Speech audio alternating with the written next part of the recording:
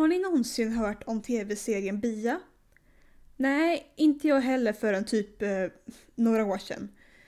Bia är ännu en Disney Channel telenovela från Argentina och till skillnad från tidigare serier som specifikt skapats därifrån så är denna inte ens ute i Sverige. Jag behövde en VPN för att ens se på den och på Disney Plus så har den svenska undertexter så de kanske planerar att släppa den här någon gång. Jag vet inte vad Brasilien behöver svenska undertexter till ändå. Hur som helst, nu kanske ni undrar hur Jens fick reda på att denna tv-serie finns. Jo, så här är det. Att i Latinamerika så har de massa tv-serier för Disney Channel. Många som är exklusivt sända där, precis som vi här i Europa har våra egna tv-serier på Disney Channel. Hur som helst, det finns några serier som kom utanför Latinamerika och verkligen blev en jävla grej i Europa. Och det är Violetta och Soy Luna. Jag har en video där jag pratar endast om de två och vad de handlar om, men de kommer användas som exempel i denna video när jag pratar om Bia. Ni behöver inte ha sett den förra videon för att förstå denna, men om ni vill höra mer på djupet vad de handlar om så kolla in den videon. Men Bia i alla fall. Det är en serie som har samma slags koncept som de tidigare, det vill säga att det är sjukt många avsnitt per säsong och det är massa musik och dans iblandat. Bia utspelar sig i samma universum som Soy Luna och Violetta och om man frågar många på internet så är Bia den serien som de gillar bäst av de här tre eftersom de tycker att Bia är den mest seriösa och bättre serien då de tydligen ska fixa problem som de förra två hade. Tycker jag att den här serien är bättre än de förra två? Nej, och idag ska vi gå igenom varför. Var beredda på att spoilers kommer förekomma. Innan kanske ni undrar hur det kommer sig att Bia inte kommit till Sverige när de tidigare serierna har det.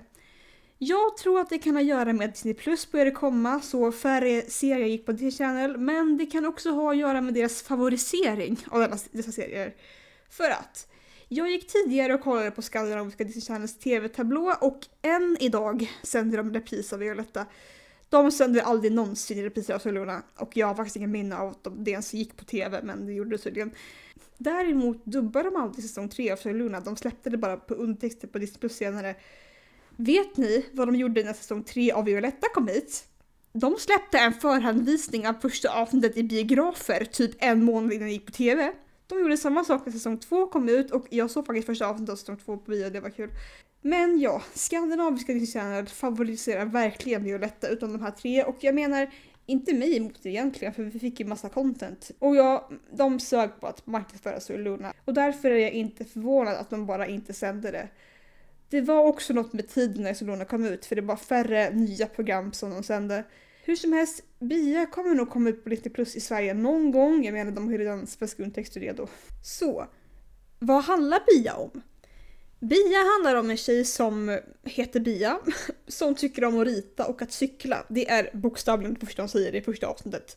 Så Bia på sin cykel, Luna på sina rutskridskor. Vad får Violetta för värdmedel? Hon hade en skateboard i ett skåp i ett avsnitt. Det ska vara fett kul att se Violetta åka skateboard faktiskt. Hur som helst. Introt till Bia är rätt bra, men jag rycker till ibland. För det första man hör i introt är det här. Man bara kastar in ett skrik direkt. De förra två serierna hade introt som var rätt svängiga, men vi hade en som ändå började någorlunda lugnt. Violetta började så här.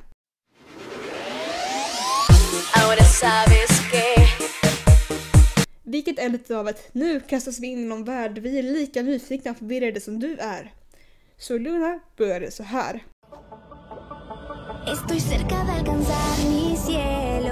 Vilket ger en rätt så lugnare känsla att någon trädde fram.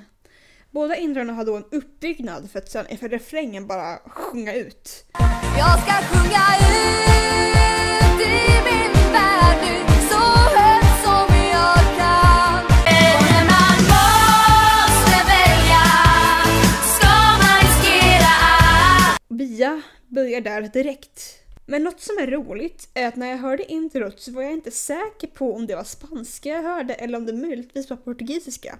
För låten heter Así yo soy, men hon sjunger så här i början. Så jag googlade lyricsen och det visade sig att det är både portugisiska och spanska i låten.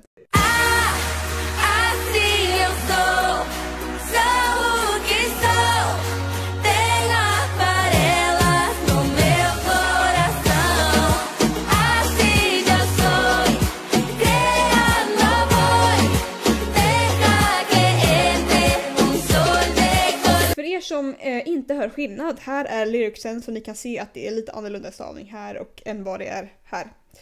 Att ett tvåspråk i introt är för att den tredje saken som Bia berättar för oss i första scenen är att hon är hälften brasiliansk och hälften argentin. Första scenen och första avsnittet i allmänhet känner jag är en aning generisk. Det händer inte så mycket. Okej, så pilotavsnitt är sällan det man ska utgå ifrån, för i de flesta serier så brukar väldigt mycket ändras sedan dess. Men pilotavsnitt ska ju ändå hålla ens intresse så att man vill se vidare, och jag känner mig rätt uttråkad. I de tidigare serierna skulle jag väl inte säga att pilotavsnitten var de bästa avsnitten, men de höll i alla fall mitt intresse för att se vidare. De introducerar alla karaktärer på ett bra sätt så man förstod ganska snabbt vad slags personer de var, i alla fall i början. Dessutom hade de roliga introduktioner som man kunde komma ihåg karaktärerna var för dynamik de hade med andra karaktärer. Alltså inget toppar ju den homoerotiska sångduellen i första avsnittet Violetta mellan Ludmilla och Camilla för att visa hur mycket de hatar varandra. Eller det första som Simon gör när han blir introducerad i Sogluna är att imitera hans chef medan hans chef står framför honom och det visar att han är en rolig kille och är en god vän med Luna. Min favoritintroduktion måste dock ändå vara Jim Jam och Ramiros.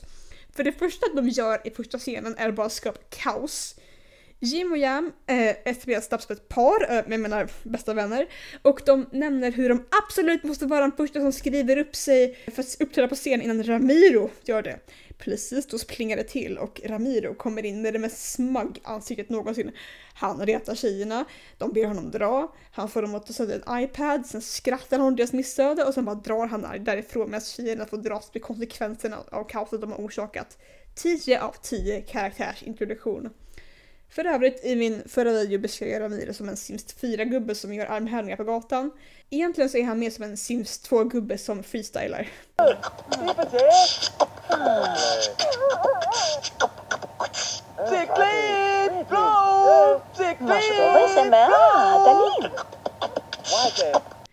Men i Bia är karaktärsindividerna mer av mina två bästa vänner heter Kiara och Celeste. Och sen så får vi se 2 tjejer som bara spelar gitarr i en park. Jag kunde inte riktigt hålla skillnad på vem som var Kiara och vem som var Celeste. De fick liksom inte mycket karaktärsdrag att gå på. Vi vet bara att de är Bias bästa vänner. Punkt.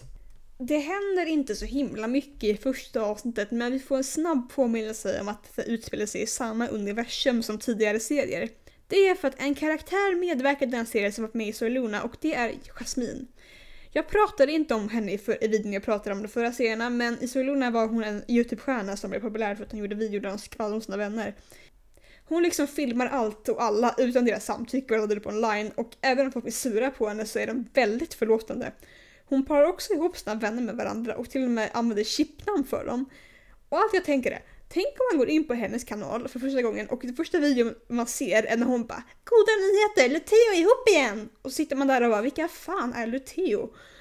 Men Jasmine Bia gör inte så mycket, hon är mer typ en av de influencers som tar hand om fandom, som är ett ställe där karaktärerna hänger på. Några andra influencers äger också stället, och det är riktiga influencers som heter Sebastian Villalobos och Kevsho.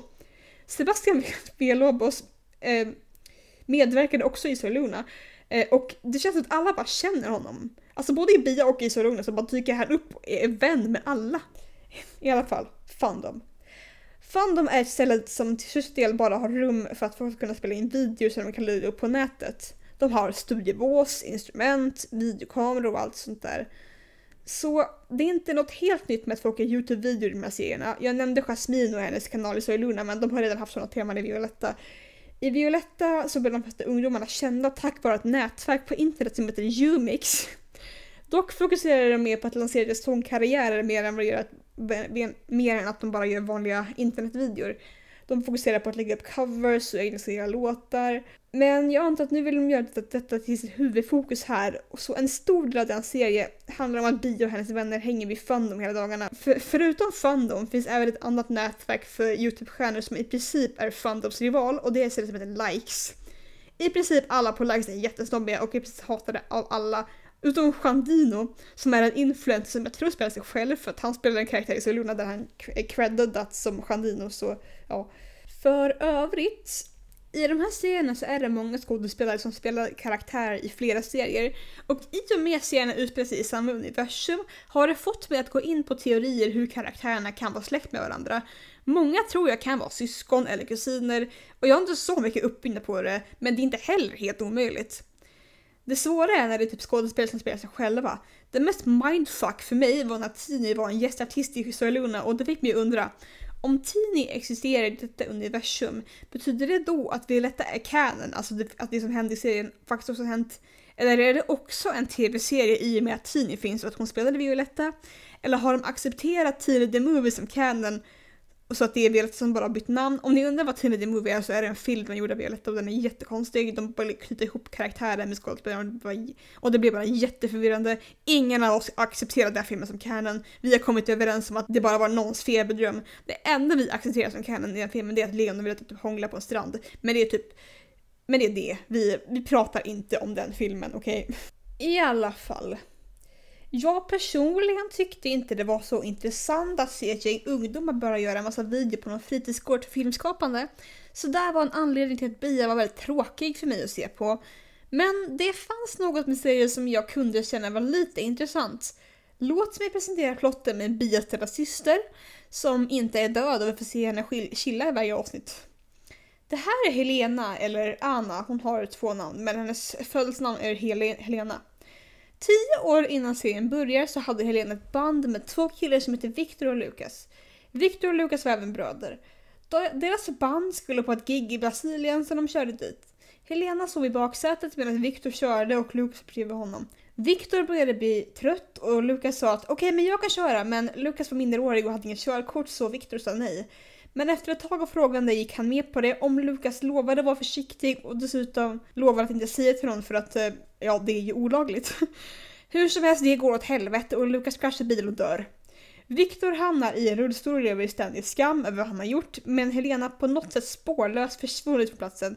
Vi vet inte om hon är död eller levande. Det som hände var att Helena tappade minnet och började leva sitt liv med någon som heter Anna, tills hon gradvis började få tillbaka minnet igen. Men medan så antar allihopa att hon har dött, för de kan inte hitta henne, och Victor berättar för sin pappa vad som hänt under olyckan. Victors pappa säger då att de absolut inte kan berätta att Lucas körde, för det skulle bli för stora konsekvenser, så han tycker de ska skylla på att Helena körde.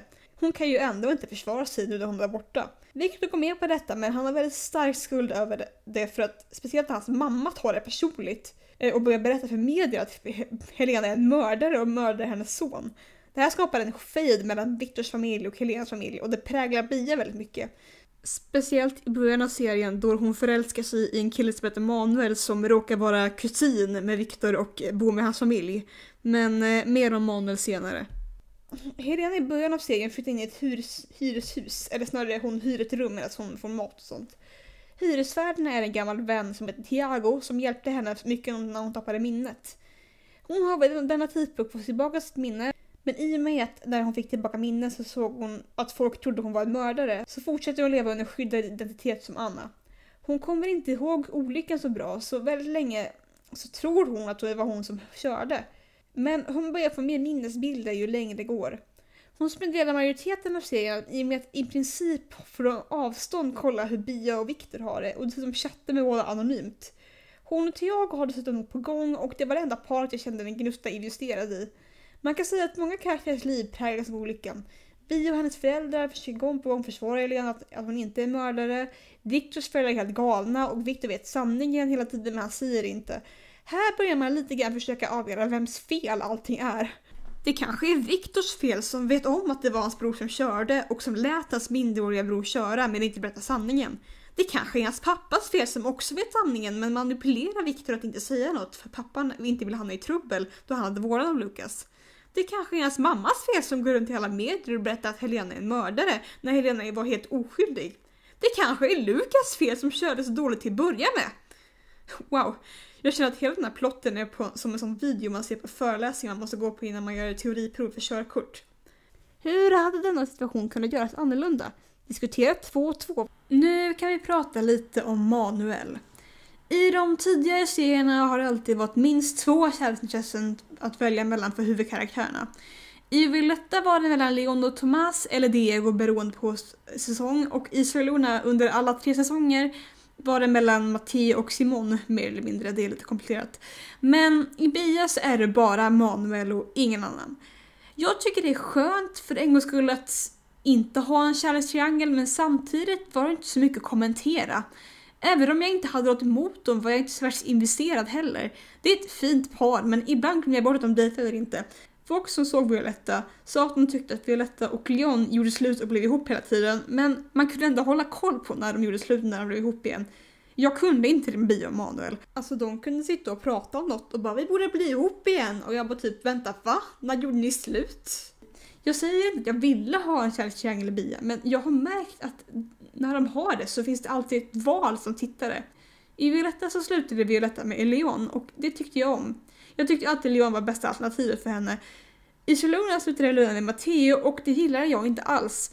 Då var det bra att jag hade andra alternativ att välja på och visst, hon slutade inte upp med Timon, men jag är ändå glad att hon hade honom som ett alternativ.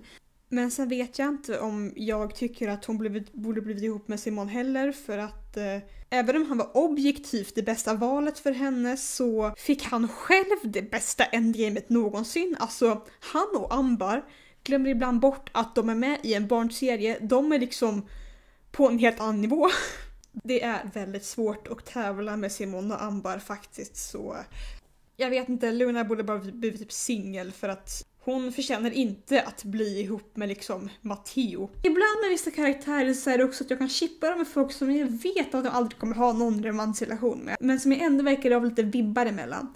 Till exempel, även om jag tycker att Leon var det bästa alternativet för Violetta så är det nog flera serier som håller med om att de inte alltid är så himla superbra. De har absolut sina ögonblick, men de har också många scener som man vill helst vrida ner volymen till eller spola över. Men det finns någon för Violetta som jag alltid är trygg med och det är Francesca. Hon är i canon Violettas bästa vän och de kommer aldrig vara mer än bästa vänner och jag vet det här mycket väl. Stoppar det mig från att se lite romantiska undertoner mellan dem? Absolut inte. Så varje gång jag känner mig lite frustrerad av Leon och Violetta, ja då har jag fortfarande Violetta och Francesca jag kan luta mig åt. Och faktum är att det gör serien så mycket roligare när man slutar se alla par som är canon och istället går utanför ramen. Violetta och Francesca är långt ifrån det enda icke-canon-chippet som jag har för de här serierna och jag kommer prata mer om det sen. Jag är väl lite som Paris och Luna och om ni undrade, ja jag chippade Luna med en tjej också. Eller två, jag chippade henne med hennes bästa vän Nina, men det var inte seriöst. Men det fanns en annan tjej som jag var helt seriös med att chippa Luna med och det var Ambar. Så fattar ni vilken jävla kris jag fick i säsong 3 eller? Ni som inte sett så är Luna, jag ska förklara sen varför jag fick en kris. Men Bia, ja, för det första är jag okej med Manuel, de har en jättebra relation.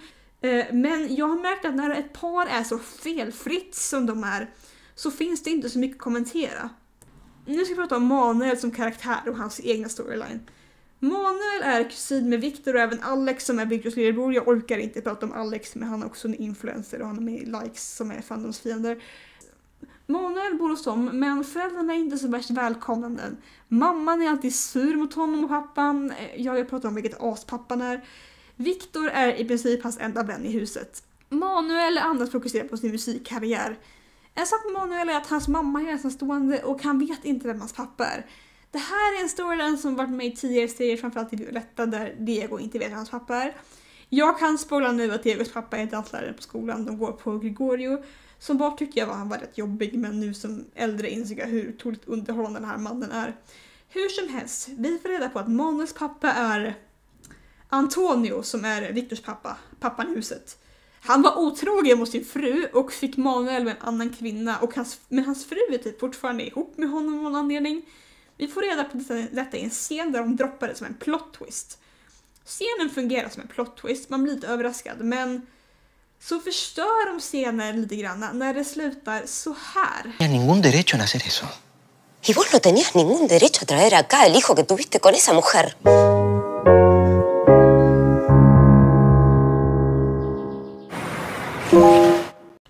Jag kan jämföra detta med 2 plot twist-scener från tidigare serier. I Violetta är den största plot twisten att karaktärerna Diego och Ludmila i hemlighet jobbar tillsammans för att förgöra Violetta. De interagerar väldigt lite med varandra innan vi får reda på detta, men de har bland annat mystiska samtal och så vidare, så vilket får en att undra vad som försiggår. Så den avsnittet slutar med att de möts i en park och avslöjar allt, ja, då blir man lite chockad. En plot twist som jag personligen blev överraskad av i Soy Luna var att Ambar var Sharons adoptivdotter. I säsong 1 så är hon gudmor och guddotter och de säger att Ambars föräldrar reser utomlands och därför är hon här. Men någonting stämmer inte riktigt med det. Speciellt då det var en kvinna som under flera tillfällen i säsongen verkade stalka dem. Jag förstod lite att detta var Ambars mamma, men jag trodde först att Sharon typ tog Ambar från henne på något sätt. Typ de bråkade och Sharon bara fuck you, jag tar ditt barn, hejdå! Även om det var tydliga hint så tänkte jag att ja, men de är fortfarande en gudmor och guddotter. Jag var faktiskt inte beredd på att de skulle visa att Ambar är adopterad av Sharon. Så jag blev rätt chockad när jag hörde det. ¿Quién mejor que mi hija para salvar mi fortuna? Det här är likt scenen i Bia i och med att de tappar kvasten, men det ger en mer chockerande känsla än när man ser scenen i Bia och direkt möts av en animerad blob som blir slagen av vinden. Det är en sak med Bia som jag verkligen starkt kände och det kanske gjorde att jag var lite mer uttråkad.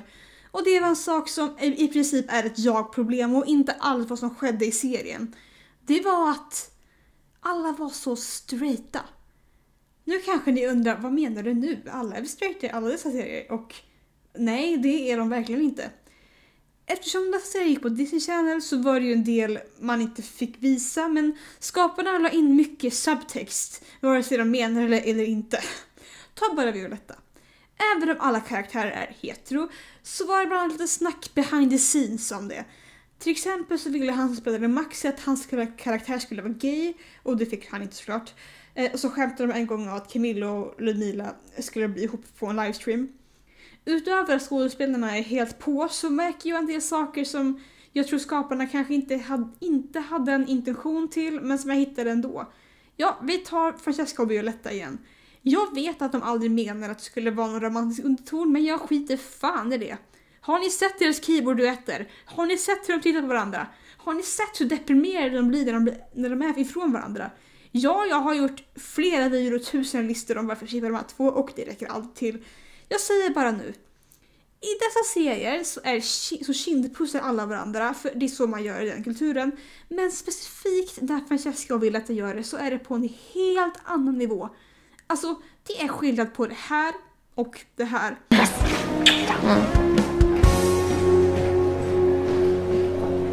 För övrigt så är det en sån uppenbar kärlekstriangel mellan Ludmila, Camilla och Nati. Alltså, jag tror att Nati har tagit dit eller båda två. Hon och Camilla för övrigt kysstes off-screen. Jag skojar inte, det är en scen där Camilla vill göra en kyssscen och drar hem Nati för att öva. Och med Ludmila och Nati, kolla bara Tumblr. Den dagen som Tumblr insåg att hallå, Nati och Ludmila beter sig som att de är kära varandra men vet inte hur de ska hantera det, så skedde en explosion. Och Ludmila och Camilla, ja, de är väldigt touchy med varandra. Jag kan även inte undgå att nämna Diego och Leon. Nämner jag inte deras tension kommer folk slå mig. Alltså, jag vet inte vad som försiggår med dem, men ska de slåss eller ska de hångla? Vad fan är det som händer? Det finns massa mer i Violetta, men det finns också en hel del i Soy Luna. Vi kan börja med att gå igenom Luna själv. Jag fick en väldigt stark vibe att hon är pansexuell. Men det finns inte så mycket som indikerat detta egentligen, för hon har inte så mycket romantisk kemi med så många karaktärer. Jag kände bara sekunden jag såg henne att du är pansexuell, och jag har inte jättemycket att gå förutom vibben att pansexuella flaggans färger är överallt i introt och ibland på hennes kläder eller armband. Att hon reagerade som att hon träffade sin kändiscrush när Sofia Carson kysste henne på kinden. Ja, och så var det en scen där hennes mamma trodde hon dit sin bästa tjejskompis. Men denna lilla headcanon påverkar inte så mycket ändå, för oavsett vad så prioriterar hon alltid rullskridskor över romantiska relationer. Detta har gjort att jag också undrar om hon kanske är asexuell. Jag vet, en intressant kombo, men jag undrar ibland om hon är en blandning av de två. Asexuell men panromantisk kanske. Det finns dock en tjej som jag chippade henne med lite för mycket, och det var med Ambar. Jag tyckte det var logiskt. De bodde i samma hus, Ambar var extremt besatt av den till en grad hon stirrade på henne när hon sov. Det här hände.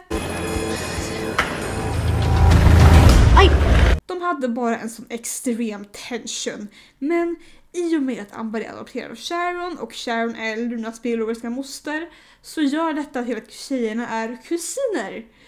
Och de såg till att påminna tittare om detta hela säsong 3.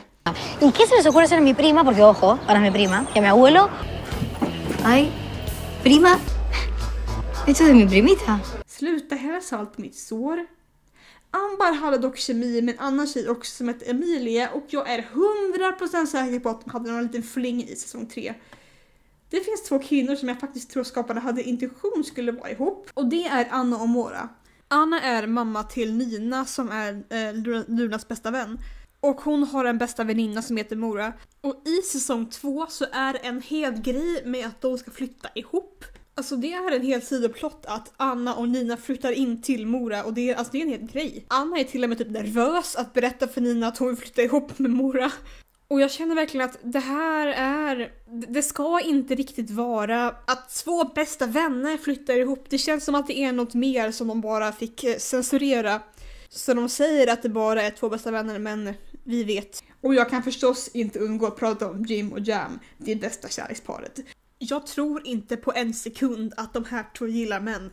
Jam är så uppenbart lesbisk, men hon är fast i en heteronormativ värld och hon klöser sig ut och försöker komma ut och hon får inte. För att hon är fast i Disney-universumet där allt censureras. Jag tror att det är därför hon och Ramiro alltid bråkar varenda gång de blir ihop. Och Jim, hon bara... Jag tror inte hon vet om det. Men man märker att hon genom serien börjar fatta. Och jag vet att de någon gång i säsong 3 började dejta, så är det bara. Men i Bia kände jag inte så mycket queera vibbar alls. Det verkligen via är att hela seriens gimmick är att vara det själv, be you. Så man kan ju tro att den här serien borde ha lite mer en queer vibe, men nej.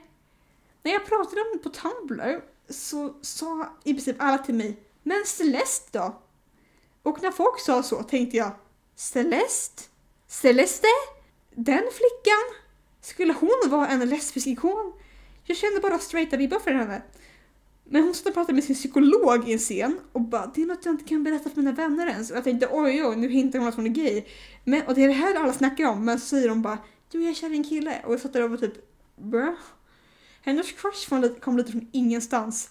Och sen när hon väl kysste honom så slutade hon i princip vara kär i honom samma ögonblick. Och sen i säsong 2 är en av de första grejerna hon säger, vi behöver inga män. Och då förstod jag grejen. Jag gjorde en hel 180-sväng och bara, yes, lesbian icon. Alltså jag menar, förstås kan hon vara bisexuell, men med tanke på att hennes pojkcrush i säsong 1 kom i princip från ingenstans och hon slutade vara kär i honom sekunden hon kysste honom. Och hon spenderar hela säsong 2 med att vara helt obsessed med en kvinnlig podcaster till den grad att typ hon ändrar sin stil för henne och när hon träffar henne så gör hon så här.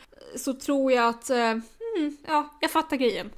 Vi kan säga att Helena också är bi eller pan för snällhetens skull, men jag tycker att majoriteten i bia faktiskt är straighta. Jag vet att många inte håller med mig, jag vet att ganska många faktiskt tycker tvärtom, men ja, vi alla går på vibbar och det här är mina vibbar. Bia själv till exempel är jättestraight. Hon gillar Manuel och bara Manuel ska jag säga. Jag har liksom inte känt av hennes vibbar alls med någon tjej överhuvudtaget. Finns en person som heter Pixie som jag var typ lite så här, kanske inte. Ja, hon verkade typ vara kär i Bia i typ säsong 1, men sen så typ ångrar mig lite över det. Jag tror att hon kanske typ är demisexuell kanske. Ja, så det är 3 pers jag tror kanske inte är straighta, men utöver det så är det liksom, nej, typ ingen annan med Bia tycker jag. Och det är okej, för liksom det här är bara typ ett jag-problem och inte alls liksom någonting som faktiskt händer i serien. Men jag personligen tycker mer om när jag märker av lite så här queer subtext och grejer. Jag tycker det är kul att de här 3 serierna spelar in på typ samma platser. För alltså om jag någonsin åker till Buenos Aires, då kommer folk bara, du måste se det här kända landmärket. Och jag bara, nej, jag måste hitta den här random parken där de ibland har en bänk på en kulle. Eller så har de ingenting där, eller så har de typ ett stånd med popcorn. Jag måste hitta den här random fontänen. På tal om den här fontänen är så jävla cursed. För varje gång de har en scen här så är det alltid någon som gör slut, någon som blir kysst utan samtycke, eller så bara bråkar de, eller så är det bara drama i allmänhet. Utom en gång när Violetta och Francesca blev tillsammans igen. Eller som att de blev ihop. Jag menar de hade bråkat och så liksom blev de vänner igen, menar jag, men vi kan säga att de blev tillsammans. Nej, jag kan inte vara. Men alltså, jag blev så förvånad i Bia för att När den här fontänen dök upp första gången i Bia tänkte jag bara åh nej, nu kommer drama, för det händer alltid drama vid den här fontänen. Men då var det så att Bias föräldrar, de kom till den här fontänen och så gick de bara förbi. Ingenting hände. Jag bara what? Det ska ju alltid hända något drama vid bänken, så hände inte något drama. Låtarna är någonting jag vill prata om. En stor del till varför de här serierna tilltalar mig är just för att jag i allmänhet alltid fastnar för musikaliska serier. Det är till den grad att jag lyssnar på låtarna för serierna regelbundet, för jag tycker att de är så himla bra. Mina favoritlåtar är Violetta, för jag tycker de är genuint bra.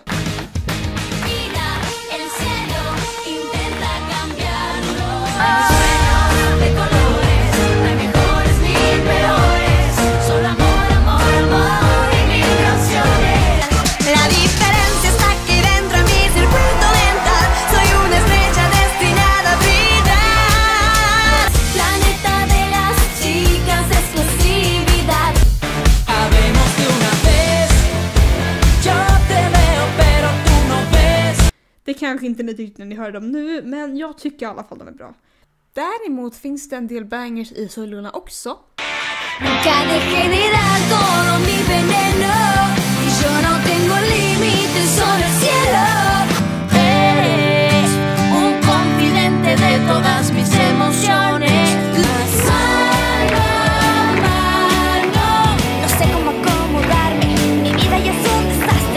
Men det märks med Soy Luna att de har mer delar av låten som fastnar mer än hela låten. Typ en del av refrängen eller något.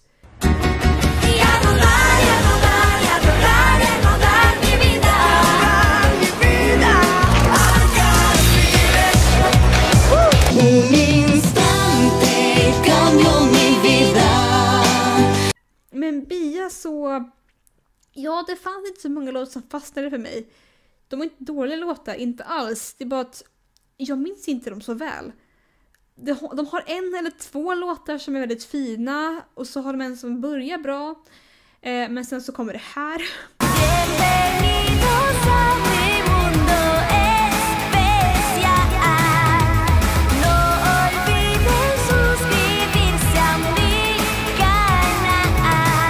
Men det är inte bara låtar i Bia som har sådana ostiga textrader. Det har de andra två serierna också.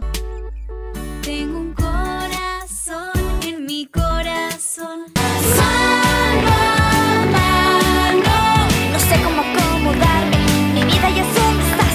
Till och med min absoluta favoritlåt i hela världen har det.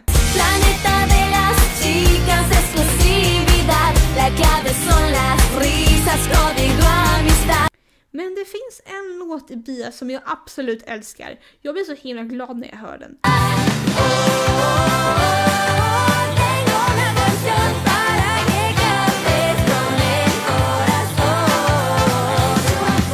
Den är så härlig och så svängig. Det finns även en annan låt som jag fastnade för. Och det är en som de hade med en special de gjorde. Mer om den specialen senare. Nu kommer lite random jämförelser som jag inte visste vart det skulle ligga någonstans, så jag lägger dem här. Bia är en serie som mest använder sig av flashbacks till när Bia är barn, ofta för att hon minns sin syster. Jag vet att man inte ska vara hård mot barnskådespelare, men hon som spelar Bia som barn är inte den bästa skådespelaren skulle jag säga. Det är dock svårt att jämföra, för de flashbacks de använde i tidigare serier hade inte så mycket dialog. Typ när Violettas pappa ser Violetta som ett småbarn vid hennes säng, då hon pratar ju inte, hon bara vinkar.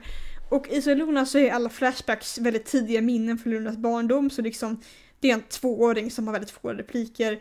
De är liksom gunga, springa, sova på en filt, typ rädda från en brand, bli lämnad på barn med Mexiko. Ni vet, normala barndomsminnen. I slutändan är det svårt att jämföra den, framförallt för vi jämför en 2-åring och en 6-åring i Bias fall. Alla dessa serier har Mean Girls, för det är en klassisk trope som man har i de här serierna. Det som är intressant dock är att det är lite av en plot twist i Bia.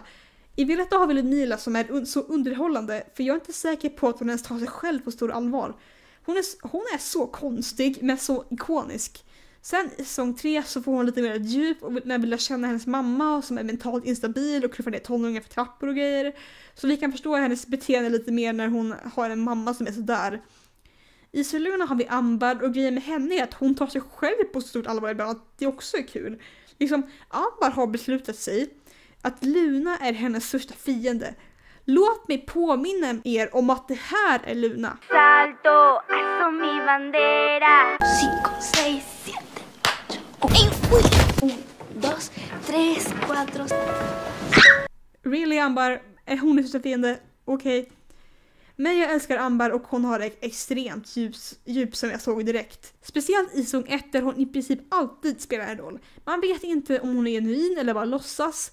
Och när det till slut spiller över så får hon en helt identitetskris. Men i Bias fall så är Mean Girl-rollen lite annorlunda. För vi ska först tro att det är en tjej på like som heter Carmine. Men grejen är att vi får lära oss att det är mer eller mindre hennes internetpersonlighet som hon har gjort sin riktiga identitet.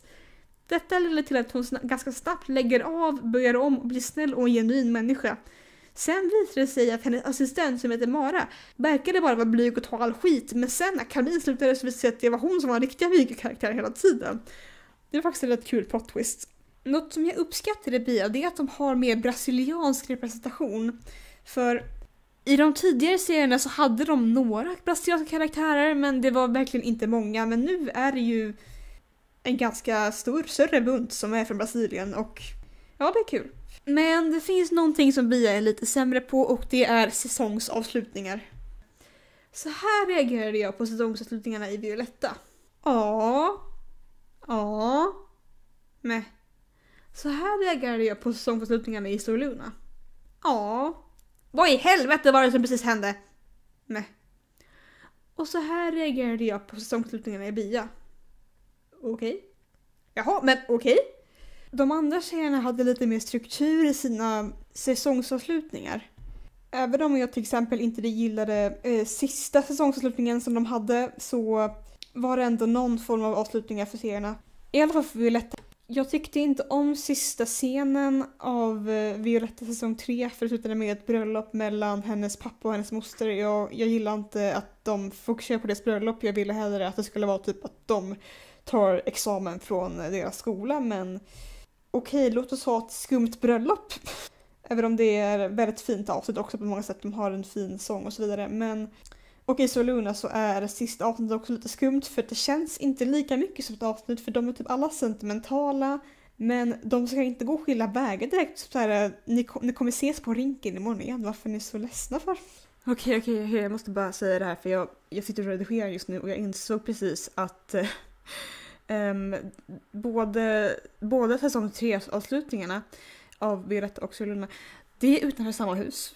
Det är exakt samma hus och jag tror inte riktigt de tänkte igenom det här men i Soluna så är det så att det här är huset som de bor i och eftersom de här serierna utspelar sig i samma universum tänker jag precis just nu att jag undrar om Violettas pappa på riktigt typ så här kände Sharon eller någonting och bara så här frågar henne hej, kan jag få gifta mig med min svägerska utanför ditt hus?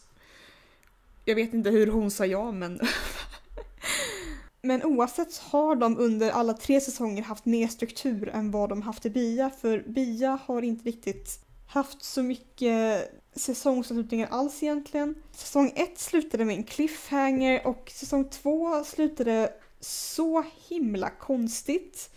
Och det är inte så bra att det slutar konstigt för att säsong 2 säsongsavslutningen var sista avsnittet. Serien är på en hiatus på okänd tid och vi vet inte om de kommer göra säsong 3 eller om de inte kommer göra det, men ju längre tiden går desto mindre tror jag att säsong 3 blir av. Så vad hände i sista avsnittet av säsong 2? De alla är på en fest och sjunger och dansar.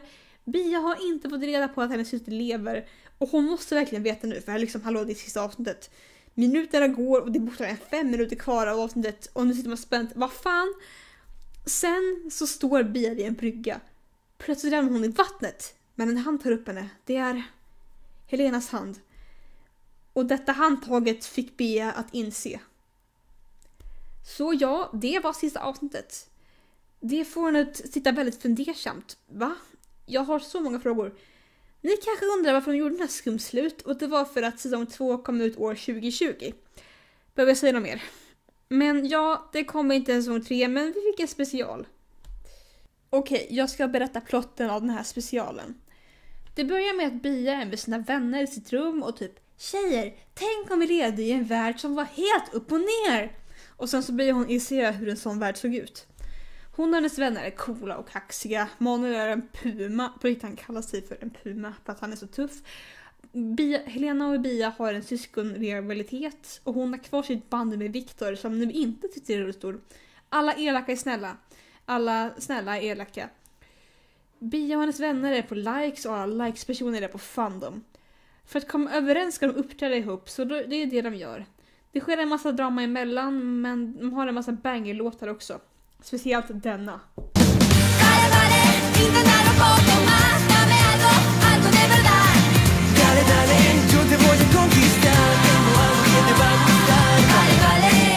I alla fall, det slutar med att vi är tillbaka i verkligheten igen och Bia säger fast vår värld vi lever i nu är faktiskt bäst.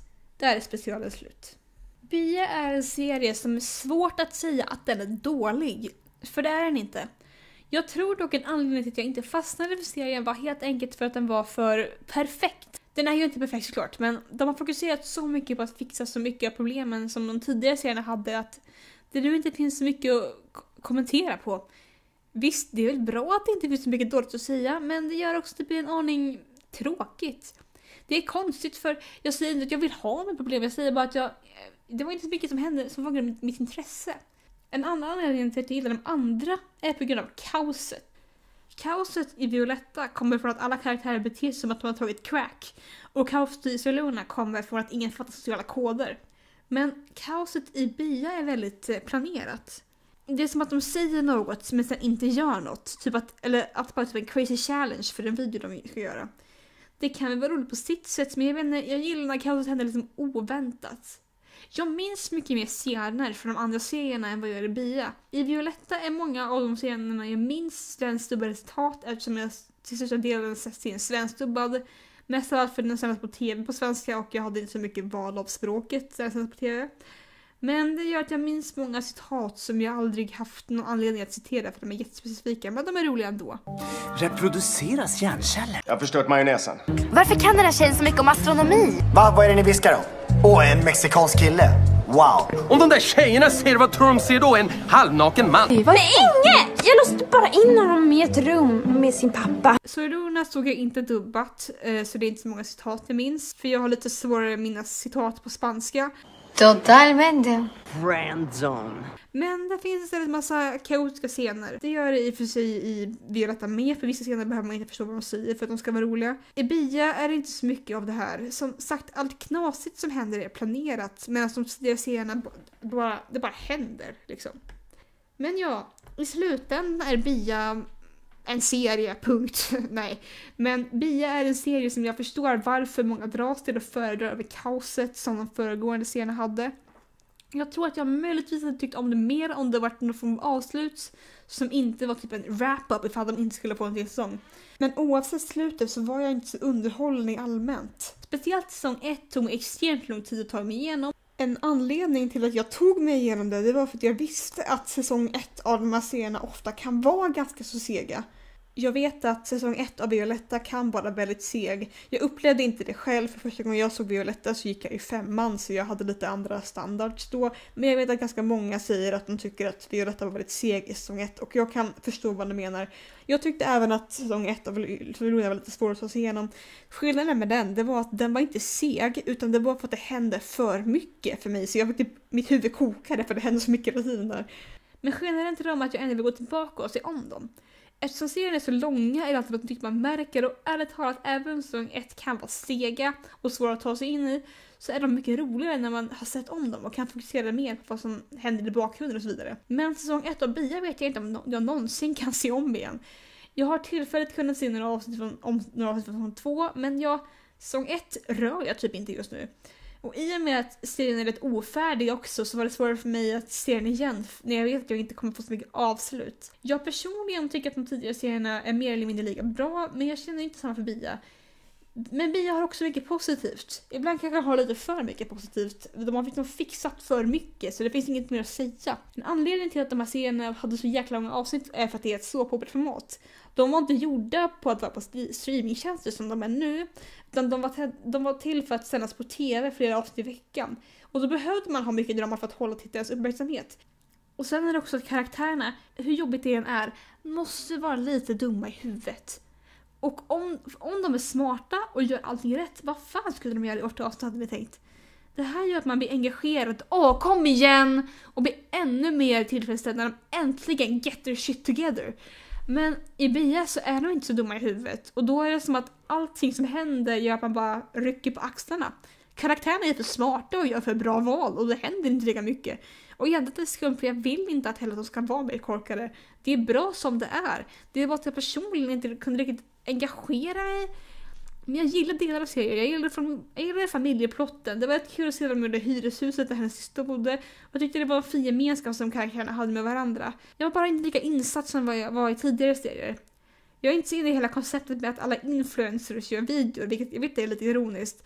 Jag som personligen ska rita borde också gilla att huvudkaraktärens intresse är att rita, och det är ju kul förstås, men jag bryr mig inte så mycket faktiskt. Så ja, det där var en analys och lite en recension av Bia med jämförande av 2 tidigare serier av skapare. Jag har inte så mycket mer att tillägga nu. Jag har mycket tankar och känslor överlag och det finns alltid något nytt att säga, men för denna gången så är det över. Vem vet, kanske en dag gör de en ny sån här serie.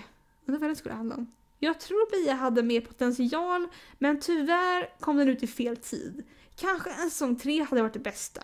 Kanske Celeste hade blivit upp med den där podcastin i så fall, vilket inte skulle vara helt omöjligt faktiskt. Och bara för att jag inte kunde engagera mig i serien betyder det inte att den inte är för alla. Som sagt, det är rätt många som föredrar Bia över de andra serierna, för den är mer seriös. Och ja, den fixar lite mer problem som tidigare hade. Det är bara hur jag kände. En bra serie med missad potential och kanske lite för fixad till en grad jag inte har så mycket att klaga på. Så ja, vad tyckte ni om videon? Har ni sett serien? Kanske lite mer osannolikt om ni har sett den om ni bor i Sverige, för då behöver ni en VPN för att se den, men den kommer gå ut i Sverige någon gång i och med att de har undertext redo. Men om ni inte har sett serien kanske ni kan säga vad ni tycker att den verkar som baserat på det lilla sättet på den här videon. Leave some comments så hörs vi en vacker dag. Hej då!